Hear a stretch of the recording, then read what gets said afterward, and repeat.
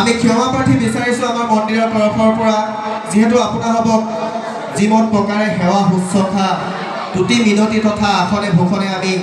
9বিধ বাক্য বচনে সেৱা জনাব লাগিছিলে তৎস্বৰূপ আমি পৰা নাই আৰু সেয়েহে আমাৰ মন্দিৰৰ তৰফৰ পৰা সৰ্বপ্ৰথমে আপোনালোকৰ ওচৰত আমি সেৱা প্ৰাৰ্থনা জনাইছোঁ বহুত বিশেষ একো নকওঁ যিহেতু আমাৰ হাতত আজি সময় বহুত কম ইতিমধ্যে আমি বহুত পলমে হৈ গৈছোঁ মাত্ৰ দুআষাৰ কথা আপোনালোকক ৰাখি ক'বৰ বাবে আগবাঢ়িছোঁ ভুল ত্ৰুটি হ'লে আপোনালোকৰ এজন মাজৰে বুলি মোক সেৱা প্ৰাৰ্থনা জনাব আজি যোৱা এটা মাহৰ পৰা এই হৰিহৰ আস্থানত এখনি মহিলা ভাওনা পাতিবৰ বাবে আমাৰ যিসকল স্থানীয় মহিলাই যি ত্যাগ স্বীকাৰ কৰিছে যি কষ্টত স্বীকাৰ কৰিছে যিখিনি সমস্যাৰ সন্মুখীন হৈছে হয়তো যিসকলে কৰিছে তেওঁলোকে ভালকৈ বুজি পাব হাজাৰবাৰ ক'লেও হয়তো মোৰ কম কোৱা হ'ব মই এইটোৱে ক'ব বিচাৰোঁ তেওঁলোকক অশেষ ধন্যবাদ জ্ঞাপন কৰিছোঁ বহু কষ্টৰ বিনিময়ত এখন নাটক বা এখন ভাওনা মঞ্চস্থ কৰিব পৰা যায় সেয়া আমি বহুবাৰ কৰি আহিছোঁ সেয়া আমি বুজি পাওঁ আমি মতা মানুহ তথাপিও আমি ভাগৰি যাওঁ কিন্তু আপোনালোকক দুটা বৰ্ণৰ এটা আখৰে লগ লাগি নাৰী এক অমূল্য অৱদান আমি সকলোৱে নাৰীক সন্মান জনাব লাগে আৰু নাৰী এতিয়া আপোনালোকৰ সেই পাতৰ তলৰ লাও হৈ থকা নাই আজি নাৰী হয়তো পুৰুষৰ সমানে সমানে কাম কৰিব পৰা এটা অংশ আৰু সেয়াই আজি এক উদাহৰণ আপোনালোকৰ ওচৰত বহু কষ্ট বহু ত্যাগ স্বীকাৰ কৰি হয়তো আজি এইখিনি পৰ্যায় পাইছেহি এখনি নাট মঞ্চস্থ কৰিবৰ বাবে আগবাঢ়িছে আৰু বহুজনে বহু মূল্য তথা যিকোনো প্ৰকাৰে সহায় কৰি তেওঁলোকক আগবঢ়াই নিলে সেইসকল ব্যক্তিলৈও অশেষ ধন্যবাদ জ্ঞাপন কৰিছোঁ বহুত সহায় টকা পইচাৰ পৰা ধৰি বিভিন্ন বস্তুৰ পৰা ধৰি বহু দিশৰ পৰা ধৰি তেওঁলোকেও আমাক সহায় কৰিছে মহিলাসকলক সহায় কৰিছে হয়তো তেওঁলোকৰ সহায় সহযোগিতা নোহোৱা হ'লে হয়তো এখনি নাট মঞ্চস্থ কৰিব পৰা যোগ্যতা হয়তো নাথাকিলেহেঁতেন কিন্তু শেষ মুহূৰ্তত মাত্ৰ এটাই কথা কৈ যাব বিচাৰোঁ যে আজি নাৰীক আপোনালোকে দুৰ্বল বুলি নাভাবিব আজি নাৰী এক অমূল্য সম্পদ হয়তো নাৰীয়ে কৰিব নোৱাৰা কাম একোৱেই নাই সেয়া আপোনালোকৰ ওচৰত দাঙি ধৰিছে তেওঁলোকৰ বহুত ভুল ত্ৰুটি অপৰাধ আপোনালোকৰ ওচৰত লৈ যাব পাৰে সেয়া হয়তো তেওঁলোকে জনাব পৰা নাই কাৰণ তেওঁলোকৰ কোৱাৰো অভ্যাস নাই প্ৰথমবাৰ আগবাঢ়িছে গতিকে সকলোৰে প্ৰতি এটাই অনুৰোধ তেওঁলোকক আশীৰ্বাদ কৰিব ভৱিষ্যতে এনেকুৱা কাম ভাল কাম কৰি যাবলৈ আশীৰ্বাদ কৰিব যাতে তেওঁলোকে আৰু আগবাঢ়িব পাৰে আৰু সকলোলৈকে পুনৰবাৰ সেৱা জনাইছোঁ যিসকল মহিলাই এই আদৰ্শৱান কামটি কৰি দেখুৱালে তেওঁলোকলৈও বহুত কৃতজ্ঞতা ধন্যবাদ জ্ঞাপন কৰি আজি বক্তব্য ইমানতে মই সামৰি মাৰিছোঁ ধন্যবাদ কৃষ্ণ আজি হৰিহৰ আস্থানৰ উপস্থিতিসমূহ বিষয়ববীয়াকে প্ৰমুখ্য কৰি ভকত বৈষ্ণৱ আই মাতৃসভা আৰু মোৰ ভাই ভাতৃসকল আমি এই স্থানত যোগেশ্বৰৰ মহাপ্ৰভু যি কৰ্ম আগত লৈ কৰা হয় সেয়েহে এই স্থানলৈ অহা ভকত বৈষ্ণৱক কিছু বাক্য ক'বলগীয়া হয় গতিকে সেই বাক্য আমাৰ ভকত বৈষ্ণৱক এইকাৰণে কোৱা হয় সেই বাক্য আপোনা হ'বৰ কাৰণে গতিকে নিজ ভালেই জগত ভাল গতিকে সেই কথাষাৰ নিজৰ গাতে চিকুটি চালে গম পাব সেয়েহে সকলো দিশৰ পৰা ভগৱানৰ চৈতন্য স্বৰূপ কৰ্ম কৰিবলৈ যাওঁতে কিছুমান নীতি নিয়ম নিৰ্দেশনা মানি চলিব লগা হয় গতিকে সেই নীতি নিয়মৰ মাজেৰে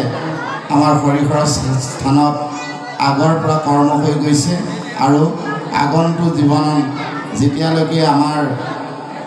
শিলিখাবাৰী ৰাইজৰ সহযোগ থাকিব তেতিয়ালৈকে আমি আৰু এনে কৰ্ম কৰি যাবলৈ সক্ষম হ'ম আৰু এইখিনিতে মোৰ ফালৰ পৰা এটি বিনম্ৰ অনুৰোধ যিসকলে আমাৰ শৰাই সঁফুৰা দান বৰঙণি চৰ্চন কৰিছিল গতিকে তেওঁলোকে এই কৰ্মৰ লগত যি সংগতি ৰাখি তেৰা সমস্যা সেই টোপোলা চৰ্চন কৰিছিল। গতিকে তেওঁলোকে অহা শাওণ মাহৰ পূৰ্ণিমাত যাতে তেওঁলোকে সকলোৱে আহে। এই স্থানত জগতৰ মাতৃ প্ৰৱেশ হৈছে, গতিকে শাওণ মাহত জগতৰ ঈশ্বৰো প্ৰৱেশ হয়। সেয়েহে সেই কৰ্মৰ লগত সংগতি ৰাখি শাওণ মাহৰ গুৰু পূৰ্ণিমা দিনা সকলোকে আহিবলৈ বিনম্ৰভাৱে অনুৰোধ জনোৱা হয়। আৰু আমাৰ নিচেই কাষতে লাগি থকা চৰাইপানী 10 নং গাঁৱৰ বাকী সমূহ বাগানীয়া ৰাইজে 7 দিন 7 ৰাতি অবিৰত ভাগৱত ভাগ আয়োজন কৰিবলৈ অগ্ৰগতি কৰিছে।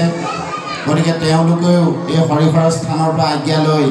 সেই মহান কৰ্মভাগীলৈ আগবাঢ়িছে। জেঠৰ 25 তাৰিখৰ পৰা সেই কৰ্মভাগী আৰম্ভ হ'ব। সেই 7 দিন 7 ৰাতি ভাগৱতলৈ সকলো ভকত বৈষ্ণৱকে নিমন্ত্ৰণ জনাই গৈছে। আৰু আহাৰৰ 1 তাৰিখে শেষ হ'ব। সেইদিনাখনি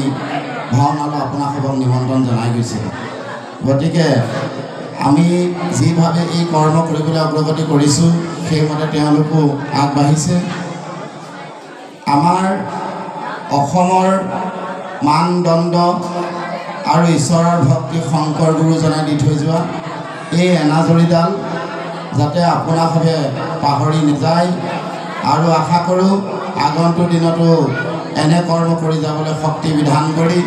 আমাসৱকো আপোনাসৱৰ চৰণ তলত কৃপা কৰিব বুলি সেৱা জনাই মোৰ চমু বক্তব্য ইমানতে সামৰিছোঁ। কাৰণ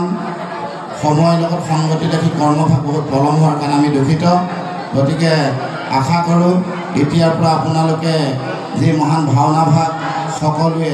শ্ৰৱণ কীৰ্তন আগবাঢ়িবলৈ সেৱা জনাই আপোনাসৱৰ পৰা এইখিনিৰ পৰা আমি সমষ্টি আগবাঢ়ি বিতু দাস ডাঙৰীয়া দেৱক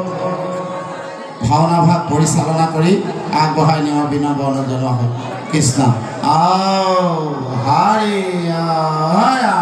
কৃষ্ণ